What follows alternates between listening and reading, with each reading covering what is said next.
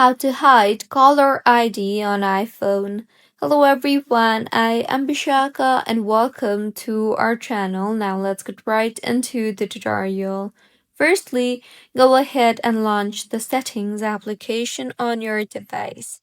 Here scroll down to the bottom and tap on the apps option and further tap on the phone option you see there. Now scroll down and you will see the option for Show My Caller ID.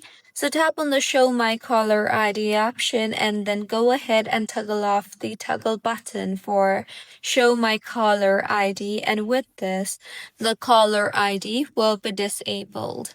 So this is how you can hide caller ID on iPhone. If you find this tutorial helpful, please like the video and do comment if you have any queries.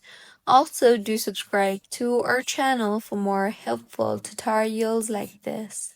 See you on the next one.